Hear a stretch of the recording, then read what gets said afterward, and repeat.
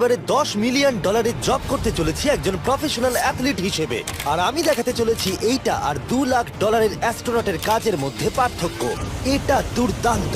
আর $1 লাখ দেওয়া হয় ডাইনোসরের হাড় খুঁজে বার করার জন্য। ও মাই গড! আরো অনেক জব দেখাবো, আর সব থেকে কম টাকার জব যেটা আমি খুঁজে পেয়েছি, গোল্ড প্যানিং, যাদের রোজগার বছরে $1। কিন্তু আমরা মিলিয়ন উপার্জন করব। একদমই নয়। বেসিক্যালি গোল্ড প্যানাররা এটার মধ্যে প্রথমে মাটি দেয়, তারপর জলের মধ্যে এটাকে নাড়াচাড়া করে, তার ফলে গোল্ড ফিল্টার্ড হয়ে নিচে পড়ে যায়। কিন্তু এটা সহজ নয়, কারণ 5 ঘন্টা খোঁজার পরেও আমি সত্যি বলতে কিছুই পাইনি। ও বয়েজ, আমি গোল্ড পেয়েছি। এই ছোট্ট জিনিসটার মূল্য কত হবে? এটা হবে 2 সেন্ট। আমি এটাই বলতে চেয়েছিলাম, সারা বছর এই কাজটা করে তুমি মাত্র $1 রোজগার করবে। কিন্তু সৌভাগ্যবশত আমরা সেই জব করতে চলেছি যেটা করে বছরে $10 মিলিয়ন রোজগার করা যায়। কিন্তু প্রথমে দেখা যাক যে কাজ করে মানুষ বছরে $1 লাখ রোজগার করতে পারে। মিউজিয়ামের জন্য ডাইনোসরের বোন খুঁড়ে বার করা। আর হ্যাঁ, এগুলো ফেক, কারণ ওদের অস্তিত্ব আর নেই। এটা হলো আমাদের কাজ করার জায়গা। এগুলো কি সত্যি ডাইনোসরের বোন? হ্যাঁ একদম, আমি এখানে 17 বছর সত্যি? ধরে রয়েছি, আর আমি আমার কেরিয়ারে যত ধরনের বোন দেখেছি তার মধ্যে এটা সব থেকে বড়। এটা হলো থাই বোন, এই যে এখানকার, আর এটা 4 ফুট লম্বা। উদাহরণ হিসেবে এই যে একটা ডাইনোসর, তার সমান হলো 6টা কালকে ওপরে ওপরে দাঁড় করিয়ে দেওয়া। আমার হাইট 6'5". এগুলি মূলত মিনি জ্যাক হ্যামার। এই তো ভালোই করছো। ওর কোনো আইডিয়াই নেই ও কি হ্যাঁ, করছে। ওর কোনো আইডিয়াই নেই। আশ্চর্যের বিষয় হলো এটা করতে গিয়ে আমরা ভয় পেয়ে যাচ্ছিলাম। উপস। একটু সাবধানে। কাজটা একটু এগোতে আমাদের 5 ঘন্টা সময় কেটে গেল। তারপরে এক্সপার্টের সাহায্য নিয়ে আমরা কাজটাকে মোটামুটি এগোতে পারলাম। আমার গোটা কেরিয়ারে দেখা এটা হলো সব থেকে বড় একটা বোন। আর তুমি চাও এটাকে আমি আর কাল টাচ করি? একদম। যদি আমরা এটাকে খারাপ করে দিই? যশ, এটার ওয়েট কত হবে? মোটামুটি 2250 পাউন্ড? হ্যাঁ। এর ওজন তো নোলানের মায়ের 10 ভাগের 1 ভাগ। ও মাই গড, এটা তো দারুণ। এখন যেহেতু এই হাটটা এতটাই প্রাচীন, তাই আমরা এটাকে তোলার আগে ভালো করে সংরক্ষণ করলাম, না হলে এটা দুটুকরো হয়ে ভেঙে যেত। আশা করবো তোলার সময় এটা ভেঙে যাবে না। 1 2 3 Three. খুব ভালো। এদিকটা নিয়ে এসো। খুব ভালো। এই প্রথমবার কোনো মানুষ এটাকে বয়ে নিয়ে যাচ্ছে। একজন ইউটিউবার ডাইনোসর বোন নিয়ে যাচ্ছে। টেবিলের সামনেটা নিয়ে চলো। ঠিক আছে। 1 2 চলো। এটা খুব ভালো। কাল তোমার হাতটা দেখবে। বিশ্বাস করবে কিনা জানি না, কিন্তু এই ডাইনোসর বোনটা তার জায়গা খুঁজে নিল একটা মিউজিয়ামে। আর যেহেতু মিউজিয়াম খুবই বোরিং হয়, তাই আমরা চলে গেলাম $2 লাখ জবে, নাসাতে অ্যাস্ট্রোনট ট্রেনিং। আর আমার প্রথম মিশন হলো একটা অফিসিয়াল লুনার রোভার চালানো। এটা নিশ্চয়ই একদিন চাঁদে থাকবে। হ্যাঁ, এটাতে করেই একদিন আমরা চাঁদে ঘুরে বেড়াবো। ওরা আমাকে কেন এটা চালাতে দিল? দরজাটা খোলো। আমি এটাকে কি করে চালাবো? ওই স্টিকটাকে সামনের দিকে করো। এক্ষুনি? হ্যাঁ, করো, সামনের দিকে করো। অন্য কেউ চালাও, ও আমাদের মেরে ফেলবে। আমার ভয় লাগছে। হ্যাঁ, ঠিক হচ্ছে। ও, এটা তো দারুণ। চলো এবং টুইস্ট করো। ডান দিকে? ডান দিকে বা বাঁ দিকে, যেদিকে খুশি করতে ও মাই পারো। গড, ওখানে তো কার আছে? এটা কি রাস্তায় চালানো লিগ্যাল? হ্যাঁ, এখানে রাস্তায় লিগ্যাল আছে। ও, এটা সত্যি দুর্দান্ত। আমরা সাইড হয়ে যাচ্ছি কেন? আমি জানি না এটা কি করে সোজা চালাবো, আর আমার যেন মনে হচ্ছিল আমি ড্রিঙ্ক করে এটা চালাচ্ছি। কিন্তু তাও আমি এটাকে নাসার লুনার ট্রেনিং ইয়ার্ডে নিয়ে যাওয়ার চেষ্টা করছিলাম, যেখানে আসল টেস্ট ছিল। ও অফরোডিং। ও গড। ও, এটা তো খুব লাফাচ্ছে। তোমরা চাও এই হিলটা দিয়ে চালিয়ে আমি নিচে নামি? এটার মধ্যে কি কোনো সিট বেল্ট নেই? এখানে একটা সিট বেল্ট আছে, কিন্তু আমরা ইউজ করি হ্যাঁ, না। এখানে সিট বেল্ট আছে কিন্তু কেউ ইউজ করে না। এটা জেনে ভালো ও, লাগলো। এটা তো খুবই স্টিপ। ও ওরে বাপরে, আমরা কি সত্যি নিচে নামবো? আমার সিট বেল্ট চাই এক্ষুনি। ও মাই গড। দাঁড়াও, আমরা হিল থেকে সাইড হয়ে থামাও, নামছি। থামাও গাড়িটাকে। ঠিক আছে, ঠিক আছে, তোমার হাতটা তুলে নাও যাতে ওরা দেখে আমি চালাচ্ছি। আরে ও তো সত্যি তুলে নিল। ঠিক আছে, আমি আরে- উঠে যাচ্ছি, নিককে না, দিচ্ছি। না, না, না, দাঁড়িয়ে এখানে পড়ো। বসো। না। আমরা কি ফ্রেটারে সাইড হয়ে নামবো? ধরো আমাকে কাল। ধরো আমাকে। লালান, আমি বলতে চাইছি তুমি চাঁদে কিন্তু সার্ভাইভ করতে পারবে না, না। আমি নিশ্চয়ই পারবো। এর পরের ট্রেনিং এ নাসা আমাকে দেখালো তাদের বিশাল স্পেস ফেসিলিটি। ওরে বাবারে, এটা হলো পৃথিবীর দ্বিতীয় বৃহত্তম পুল। সত্যি কথা বলতে মনে হচ্ছিল ওরা আমাদের কি ট্রেনিং দিচ্ছে, বিশেষ করে যখন আমাদেরকে স্পেস স্যুট দেখানো হলো। আমি যতদূর জানি তুমি একটা স্পেস স্যুট পরলেই তুমি অ্যাস্ট্রোনট হয়ে যাবে। কিন্তু এর মধ্যে একটা গন্ডগোল আছে। স্পেস ওয়াকে তোমাকে কি ডায়পার পড়তে হয়? তোমাকে 12 ঘন্টা স্যুটটা পরে থাকতে হবে। ওয়াও, এই নাও। এটা সত্যি একটা অ্যাডাল্ট ডায়পারের মতো। ওকে, আচ্ছা, একটু সাবধানে, হ্যাঁ। এটা হাতে তৈরি করা। এটা পরে কিন্তু অনেকবার স্পেসে ঘোরা হয়েছে। তার মানে আসল অ্যাস্ট্রোনটরা এটা মনে পড়েছে। রেখো এই অ্যাস্ট্রোনটটা কিন্তু এর মধ্যে টয়লেট করেছে। তুমি কি এর মধ্যে টয়লেট করেছো? আমি না, এই স্যুটটা নয়। ঠিক আছে। ওকে, আমার পরের মিশন কখন শুরু হবে তুমি এখন থেকে 1 বছর পর কি করবে? ভেবে দেখতে হবে। ওকে ওকে। আমার ট্রেনিং এর ফাইনাল স্টেপে সবথেকে দুর্দান্ত জিনিসটা আমি করেছিলাম। ওরা আমাকে মুন টাচ করতে দিল। না না, এটাকে জোরে টানতে হবে। এটার ওয়েট 9000 পাউন্ড। এটার ওয়েট 9000 পাউন্ড। ভাই, দারুণ। পৃথিবীর মধ্যে এটা সব থেকে বড় চাঁদের পাথরের কালেকশন। আমার বিশ্বাসই হচ্ছে না এটা আমি করতে যাচ্ছি। তুমি এখন জানলে আমাদের ইউটিউব চ্যানেল আছে। হ্যাঁ। ও মাই গড, এগুলো সোজা মুন থেকে নিয়ে আসা হয়েছে। তুমি আমাকে এটা ছুঁতে দেবে, তার কত পার্সেন্ট চার্জ আছে? 0। গতকাল আমরা একটা ডাইনোসরের ফসিল খুঁজে বার করেছি, তাই আমি এই বিষয়ে এক্সপার্ট। আমি এটা টাচ করি না। চেষ্টা তো করলাম। এই যে মেটেরিয়ালটা দেখতে পাচ্ছ, এটা হলো আসলে লুনার সয়েল। ও মাই গড, তুমি এখন চাঁদকে ছুঁয়ে ফেললে। ও এটা তো দারুণ। তার মানে এই টিউবের ভেতরে চাঁদের মাটি আছে, আর এটাকে নিয়ে আসার পর খোলাই আর হয়নি। তোমরা চেক করনি তাহলে এর ভেতর তো এলিয়েনও থাকতে পারে। হ্যাঁ, চাঁদ থেকে আনা হয়েছে, তাই থাকতেই পারে। দাঁড়াও। থেকে এটা তোমরা চাঁদ শুনলে? থেকে। আর তারপরে আমরা এলিয়েনরা যে সত্যি আছে এটা জানার পরে আমরা গেলাম স্ট্র্যাটোস্ফিয়ারে আমাদের পরের জব করতে। সেখানে নোলান আর গার্ল একটা প্লেন চালাবে। আমি আগে কোনোদিনও প্লেন চালাইনি। আমরা জানি না আমরা কি করছি। প্রথম দিনের ফ্লাইট ট্রেনিং এ তোমাদের স্বাগত। আমি মজা করছি না, ছেলেরা প্রথম প্লেন চালাতে চলেছে, তাও আবার মাত্র একবার এই ফ্লাইট সিমুলেটরে প্র্যাকটিস করার পরে। আচ্ছা, এটা হলো আমাদের থ্রটল। এটা পেছন দিকে টানলে এটা স্লো হবে, ঠিক এইভাবে। ও মাই গড, আর নোলান ক্র্যাশ করার পরে, ক্র্যাশ করার পরে এবং ক্র্যাশ করার পরে, তুমি প্লেনটাকে ক্র্যাশ করে দিলে। তারপরে যদিও সে সাকসেসফুলি ল্যান্ড করিয়েছে, আর সেই কারণেই সে আসল প্লেন চালাবার অনুমতি পেল। বাপরে আমার খুব ভয় এই, লাগছে। তুমি এটা করতে পারবে না নোলেন, প্লিজ তুমি আরো ভালোভাবে প্র্যাকটিস করে এসো।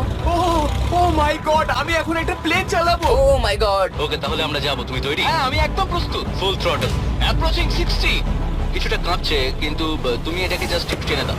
আমরা টেক অফ করছি। এই তো, খুব ভালো। ও মাই গড, তোমার প্রাণ এখন আমার হাতে। এই সত্যি এই পুরো জিনিসটাকে একা কন্ট্রোল করছে। হ্যাঁ, ও সবকিছু একাই করছে। আচ্ছা, টার্বুলেন্সের জন্য ক্র্যাশ হয় না তো? কি বলি? এটা দেখো, আমি এখন ডান দিকে যাব। চলো। ডান দিকে চলো। ও মাই গড, আমরা হেলে যাচ্ছি। আমার বিশ্বাসই হচ্ছে না এটাকে আমি কন্ট্রোল করছি। হাত ছেড়ে দিয়েছি। এরম করো না। ও মাই গড। তুমি কি পাগল? আমি তোমাকে মেরে ফেলবো। ঠিক আছে, আমরা ওখানে যাব, তারপর ফিরে এসে ল্যান্ড করব। ও মাই গড, এবার কি হবে? এই একটাই জিনিস যেটা সব মানুষের কাছে বড় চ্যালেঞ্জ। ঠিক আছে, এবার আমি নামছি। আমার মেন্টাল হেলথ এখন একদম ঠিক নেই। এই জায়গাটায় আমি সবসময় সিমুলেটরে ক্র্যাশ হয়ে যাচ্ছিলাম। ও গড, আমরা এখন ওই রানওয়েতে ল্যান্ড করতে চলেছি।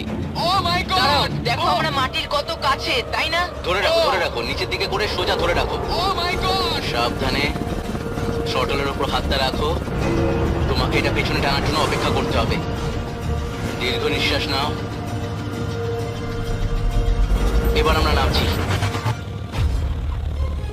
আমরা নেমে পড়েছি। করে ফেলেছো ভাই। আমি একটা প্লেন ল্যান্ড করালাম। ও মাই গড। ও বলছিল আমি পারবো না, কিন্তু আমরা এখনো বেঁচে আছি। তুমি আমাকে মেরে ফেলোনি। আমি সত্যি অবাক হয়েছিলাম যখন আমি শুনেছিলাম বছরে $1 মিলিয়ন রোজগার হয় হ্যান্ড মডেলিং এ। কিন্তু সেটা তখনই হবে যখন আপনি পৃথিবীর হাইস্ট পেড হ্যান্ড মডেল হবেন। এ একজন ডাক্তারের থেকে 5 গুণ বেশি রোজগার করে লোকেদের নিজের হাতের ছবি দেখিয়ে।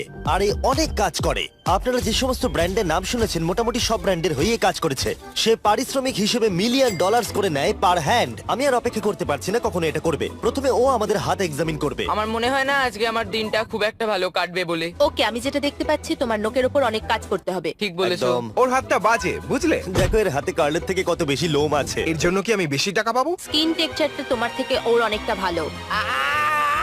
তুমি কি ঠিক করে দিতে পারবে? জানি না, যদি কিছু মিরাকেল হয় তাহলে হবে। আমি এখনো তোমার হাতটা দেখিনি জিমি। তোমার হাতটা তো গ্লো করছে। এটা তোমার হাতটা দারুণ। এত গ্লসি কেন? আমি জানি না আমার আঙুলের স্ট্রাকচারটা কি ঠিক আছে।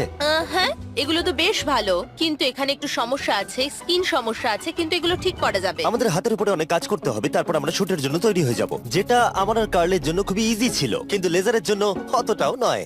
ও গড। ভাই এই লোমগুলো দিয়ে তুমি দারুণ জিনিস বানাতে পারবে। এই চুলগুলো আমার সঙ্গে সারা জীবন ছিল, কিন্তু চাইলেই এর সাহায্যে $1 মিলিয়ন উপার্জন করতে পারো। আর এখন যেহেতু আমার হাত আগের মতো নেই, তাই আমরা একটা ম্যাগাজিনের জন্য মডেল হতে পারলাম। এই ছবিগুলো সারা আমেরিকায় বিলবোর্ডেতে দেখানো হবে এই ওয়াচগুলো প্রমোট করার জন্য। এটা কিন্তু খুব কঠিন। হ্যাঁ, আর বেশি চাপ নিও না। ওকে, মানে ঘড়িটাকে দেখতে ভালো লাগছে। সত্যি কথা বলতে আমি ভেবেছিলাম এটা ইজি হবে, কিন্তু আমরা সত্যি খুবই বিচ্ছিরি ভাবে এটা করলাম। মনে হচ্ছে যেন কোনো সাপ এই ঘড়িটা পড়ে আছে। ভাই এটা খুবই শক্ত। তুমি একবার করবে, এটার সাথে পার্থক্য দেখবো। ও কি দুর্দান্ত। তোমার হাত নড়েনি তাই প্রোডাক্টটা দারুণ দেখা যাচ্ছে। ভালো মডেল হওয়া মানে একটা ঘড়ি পরে নিলাম তাই নয়, মাঝে মাঝে মডেল হিসেবে তোমাকে অদ্ভুত জিনিসও করতে হয়। তুমি ভয় পাচ্ছ কেন? কারণ অফ ক্যামেরাতে হাতে একজন সাপ আরে ধরে ভয় পাওয়ার আছে। কি আছে? চিন্তা করো না কার্ল, চিন্তা করো না। ওর হাতটা এখানে রাখো যাতে ওর মাথাটা একটু সাপোর্ট পায়। হ্যাঁ একদম। এর মাঝে আমি একটা জিনিস ঢোকাতে চাই, সেটা হলো ইমোর্টালস অফ অ্যাভিয়াম। এরা এই ভিডিওর স্পন্সর। একটু এখানটা ধরো। হ্যাঁ ঠিক আছে। এখন এই মডেলিং করছে একটা ওয়াচ, একটা স্নেক আর এই গেমটার। ও এটা দেখো, এটা দুর্দান্ত লাগছে।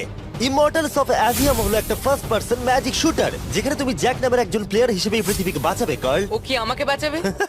এবার আমি চাই তুমি এই গেমটার এক্সবক্স ভার্সনের মডেল হও, একটা স্করপিয়ন নিয়ে। না ভাই, এই দেখো, তুমি ঠিক এটাকে এইভাবে ধরবে। আচ্ছা এটা হাতে ধরাটা সেফ তো? হ্যাঁ, একদম ঠিক আছে, একদম। নাও নাও নাও, যা বলার বলে দাও, Okay, বলে দাও, আর তো ফটো তুলে ঠিক নাও। আছে, তুমি এই গেমের ডিফারেন্ট টাইপের 25টা ম্যাজিক স্পেল পাবে আর 80টা ডিফারেন্ট ট্যালেন্টকে আনলক করতে পারবে নিজের ক্যারেক্টারকে কাস্টমাইজ করতে। ইমমর্টালস অফ অ্যাভিয়াম এই ফটোটাকে পছন্দ করবে কার্ল? ইমমর্টালস অফ অ্যাভিয়াম আশা করি পছন্দ হবে। কার্ল, আর কিছুক্ষণ এটাকে ধরে রাখো, তারপরেই আমরা এনএফএল প্লেয়ার্স হয়ে যাব। যারা ইমমর্টালস অফ অ্যাভিয়াম তৈরি করেছে তারা আরো অ্যাওয়ার্ড উইনিং গেম তৈরিতে সাহায্য করেছে, যেমন হ্যালো, কল অফ ডিউটি আর ডেড আমার এই স্পেস। গেমগুলো দারুণ লাগে। ও, এটা তো নড়ছে। আর দারুণ জিনিস হলো ওরা আমাকে এই গেমের বস করেছে, আর যদি তুমি আমাকে মারতে পারো তাহলে এই গেমের যে কোনো বসের থেকে বেশি গোল্ড পাবে। ও না, আরে চিন্তা করো না, আরে ওর ভয় দিকে পেও না। তাকিও না। ইমমর্টালস অফ অ্যাভিয়াম এখন এক্সবক্সে ফ্রি ট্রায়াল দিচ্ছে, তার সাথে PS5 এও আর স্টিমেতেও ফ্রি ডেমো অ্যাভেলেবল মনে আছে। হচ্ছে তুমি যে আমার পারবে, ভেতর ঢুকে তুমি গেছে পারবে। নাকি হাতের তলায়। আমরা এতটাই বাজে করছিলাম যে একজন হ্যান্ড মডেলকে আনাতে হলো যাতে স্পন্সররা এই ফটোগুলোকে অ্যাপ্রুভ করে। ডেসক্রিপশনে দেওয়া লিংকে ক্লিক করো যদি তোমরা এক্ষুনি ইমমর্টালস অফ অ্যাভিয়াম খেলতে চাও। আমি আর হ্যান্ড মডেল হতে চাই না, আর যদিও আমাদের ফটোগুলো অতটা ভালো ছিল না, তবুও গোটা দেশের বিলবোর্ডে সেগুলো স্থান পেল। আর এবার হলো শেষ কাজ, যেটার জন্য বছরে $10 মিলিয়ন রোজগার করা যায়। একদম ঠিক, আমি জয়েন করতে চলেছি লিটারালি NFL। এটা আমার একটা স্বপ্ন ছিল। যদি তোমাদের মনে হয় এটা ফেক, এই দেখো আমি সাইন করছি একটা রিয়েল কন্ট্রাক্ট। তার ফলে আমি বাকেনিয়ার্স এর এখন রিয়েল প্লেয়ার, আর ওরা আমাকে দেবে $10 মিলিয়ন।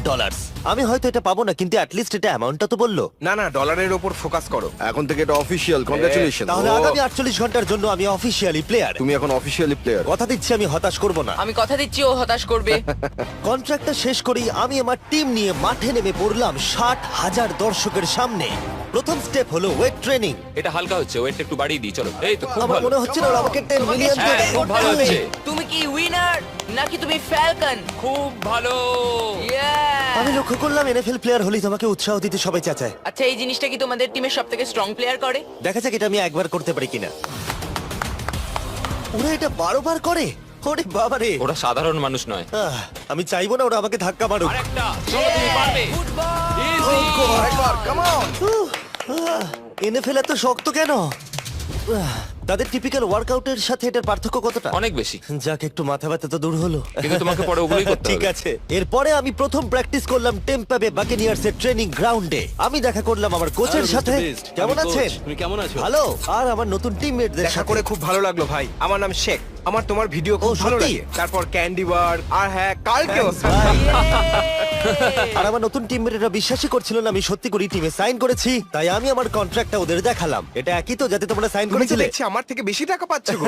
আমাকে এত কিন্তু দেওয়া তুমি হয় করলে না। দেখতে পাবে 48 ঘন্টার মধ্যে ক্যান্সেল না করলে কিন্তু ও, আমরা ক্যান্সেল হ্যাঁ। করে দেবো। দেখো এখানে যদি আরো আমি অনেক সঠিক কিছু বলি। লেখা আছে। যাই হোক, অফিশিয়ালি তুমি এখন আমি আমাদের জানি, টিমে। Thank you. কিন্তু আমার অন্য তোমাকে এখন টিমমেটরা অনেক ওখানে খাটতে আছে। হবে। ওদের কাছে আমাদের বাচ্চা মনে হচ্ছে, ওরা খুবই লম্বা। একবার ওর হাইটটা তো দেখো। সত্যি কথা বলতে এর আগে আমি কখনো ফুটবলই খেলিনি, তাই ওরা আমাকে একটা কিক মারতে দিল, যেটা আরে, ও, আমি বিচ্ছিরি ভাবে করলাম। মিস্টার বিস্ট আজকে সারাদিন প্র্যাকটিস করো, কালকের মধ্যে রেডি হতে ঠিক হবে। বলেছো, ঠিক বলেছো। আমি চেষ্টা করছি। যেহেতু এর আগে আমি কখনো কোয়ার্টারব্যাক খেলিনি, আমি ছুটছি। আমি যতদূর পারলাম ছোড়ার চেষ্টা করলাম। এটা টাচডাউন। তোমাদেরকে আমি বলে দিই যে টিমটা আমি জয়েন করেছি সেটার হয়ে টম ব্র্যাডি সুপার বোল জিতেছে, তাই ভাবলাম ওকে সারপ্রাইজ দিলে ভালো লাগবে। ও, এই তো টম। ও, এক্ষুনি আমার লেগে যাচ্ছিল। বিবি কেমন আছো ভাই? কেমন আছো কেমন টিভি? আছো ভাই? এখানে একজন আমার বন্ধু আছে, ও খুশিতে প্রায় মরেই যাবে যদি তুমি ওকে একটা না, না, হাই বলো। তুমি এটা একদম করো আমি না, জানি জিমি, তুমি খুব করো না খুশি। এটা। ও শেষ। এরপরে আমরা প্র্যাকটিসের থেকে বেশি মজা করতে শুরু করলাম। লিটল ম্যান, ও, তারিক, তুমি অনেক ছোট। হ্যাঁ, তুমি যাও গিয়ে শুট করো। ঠিক আছে, পরে দেখা হবে। কেউ কেউ আমার দুদিনের কন্ট্রাক্ট নিয়ে প্রশ্ন করছিল, তাই বাক্স আমার জন্য একটা প্রেস কনফারেন্সের আয়োজন করলো। আমাদের সামনে একটা বড় খেলা আছে, আমরা শুধু সিরিয়াস প্রশ্নেরই উত্তর দেব। এটা কি পাবলিসিটির জন্য করছো? তাহলে এখানে কি করছো? যতটা সম্ভব ভালো ভিডিও তৈরি করার হ্যাঁ, জন্য। এটা পাবলিসিটির জন্যই করা। পরিষ্কার বলে দিই আমি NFL প্লেয়ার নই। জিমি তোমার এই টিমে এসে কেমন লাগছে? আমার দারুণ লাগছে। সত্যি কথা বলতে কি, আমার ভাবনার থেকে ওরা আমাকে বেশি আপন করে নিয়েছে। আপনি কতক্ষণ খেলবেন বলে ঠিক করেছেন? জানি না, এবং বারবার বোঝানোর পরে যে এটা কিছু সময়ের জন্য, তারপরে আমি চলে গেলাম মেজার করতে। 6 feet 4.5। 6'4.5"। কার্ল, তুমি তো 6'5". আমি 6'5", হ্যাঁ। হ্যাঁ। এই মেজারমেন্ট গুলো ছিল আমার গিয়ার আর ইউনিফর্ম ভালোভাবে ফিটিং হওয়ার জন্য। এটা কিন্তু দেখতে দারুণ লাগছে। চলো শুরু করি তাহলে। যখন আমি তৈরি হয়ে গেলাম, অফিসিয়াল গেম ডে চলে এলো। আমি জানি না ওরা আমাকে কেন এটা করতে দিচ্ছে, কিন্তু হ্যাঁ, থ্যাঙ্কস বাক্স। তোমরা কি আমাকে এই টিমে দেখে অবাক হচ্ছ? হ্যাঁ, এটা আমার প্রথম ফুটবল যেটাতে আমি সাইন করলাম। জিমি এখন যে কোনো মুহূর্তে বেরিয়ে আসতে ওরা পারে। বললো যদি আমি 100 অব্দি থাকতে পারি তাহলে ওরা একটা খেলা খেলবে, আমাকে একটা সাহায্য করবে। উত্তেজিত হয়ে ওঠো। ভালো বলেছো। এটার প্রথম গেম আর এটা সম্ভবত শেষ। অবশ্যই ওর শেষ গেম। আমি জানি না কি হতে চলেছে। ক্যাননগুলোকে ফায়ার করো। এটা দুর্দান্ত। আর যেহেতু আমি একমাত্র এই এনএফএল গেমেতেই অংশগ্রহণ করছি, তাই টিম আমাকে লিড করবার সুযোগ করে দিল। চলে এসো বয়েজ!